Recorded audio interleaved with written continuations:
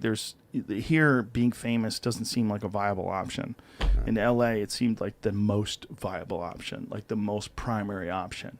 And you mean like there's a community of people that are focused around the Kardashians right. and the athletes and the musicians and the this and the that, and their whole ideas. This obviously sounds hypocritical. It's coming from someone who happens to be famous, but I think that it's a empty pursuit. It's you can get famous doing a thing that you love, or you can try to be famous, and they're two very different things. And I think there's been many times in my life where I was trying to get famous because it seemed like it was impossible. Right, like when I was young and first getting on television, first doing comedy, because it just seemed like impossible. Like, how does someone get famous? How does it? I could see other people famous. Like, how are they famous? This is crazy. It seemed nuts. Yeah. But be careful what you wish for. You think fame changed you? Like, are you able to, like, be cognizant of ways in which the fact that this podcast is the biggest podcast in the world and just all of that, how that's changing your mind? I mean, that I think about that with power.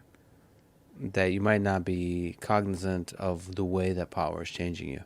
That's why I find Putin fascinating. So what? Like, do you look in the mirror and see, like, you're not the man you used to be in some dimension? Like, this is a different human because you're so fucking famous. Believe it or not, I think about that very little. And I think that's one of the keys to my success. I think so. I see that. Legitimately. I think just interacting with you offline in general, I don't think it doesn't look like you acknowledge to yourself that you're famous. Like you're not living with that truth. You're not like lingering it. You're still pursuing the things that make you happy. I tend to believe that you can do the same with power. Like, I tend to believe a president could do that same kind of thing. That's what we would hope, right? You would hope that some president gets to a position of power, not because they crave it, but because they have solutions to problems and they genuinely think that they can help the world. I'm not saying that I'm not equating I'm not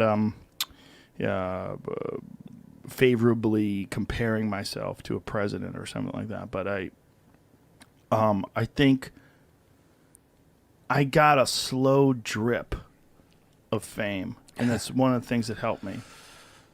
I got on television for the first time in like the early 90s with doing stand-up comedy, and then it led to a sitcom, then it led to Fear Factor and the UFC and all these different things, and then ultimately it accidentally led to the biggest thing that I ever did, which was this.